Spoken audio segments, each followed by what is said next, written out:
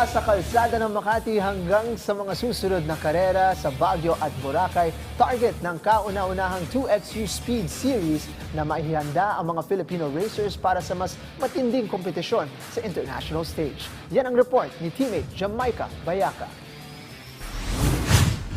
Higit sa paghahanap ng pinakamabilis na mananakbo, nagsisilbing plataporma ang inaugural 2XU Speed Series 2026 para sa mga atletang naghahanda sa mas malalaking kompetisyon sa loob at labas ng bansa. Sa format na by the city, by the mountain at by the sea, ginanap ang unang leg ng 3-leg tournament sa Ayala Triangle sa Makati City nitong nakaraang weekend kung saan mahigit 400 runners ang nakilaho. Tampok sa kompetisyon ng mga miyembro ng Philippine National Team na sina Alfred Braza at Edna Magtubo na parehong nagkampiyon sa men's at women's elite 2-kilometer race. Kapwa miyembro ng Far Eastern University Athletics Team ang dalawa at kasalukuyang nagsisilbi sa national team.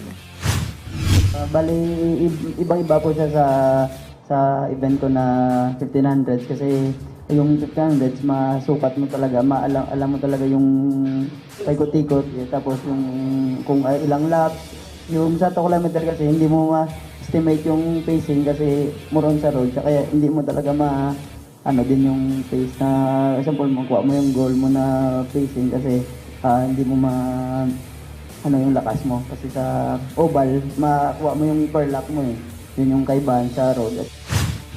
Lahat ng mga ate ko maka-join ko sa mga run. Malaki ng tulong po to sa time ko dagdag po sa train namin sa Layunin ng Speed Series na ito na bigyan ng mas maraming high-level competitions ang mga local athletes habang hinahasa ang kanilang bilis, endurance at mental toughness sa iba't ibang klase ng lugar. Kakaiba din ang format ng torneo dahil gaganapin ang mga susunod na leg sa kabundukan ng Baguio sa July 26 at sa tabing dagat ng Boracay sa Setyembre.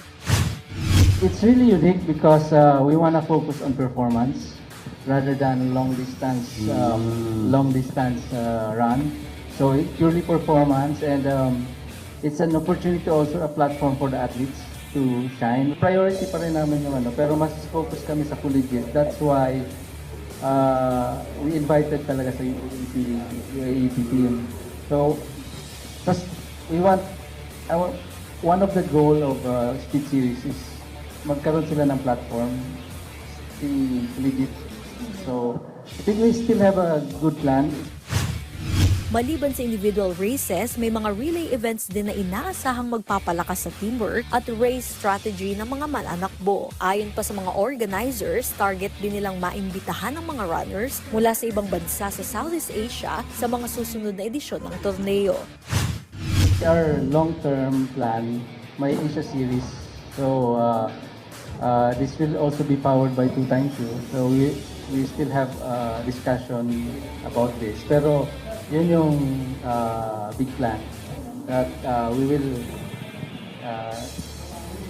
have to compete them with the Southeast Asian. This will serve as a upper test para lalo nilang ma-evaluate sarili nila at maisip din nila ano pa bang kaya namin i-improve. Kasi I know these athletes are the top in the country already, di ba? Pero of course, what they always think about is always improvement.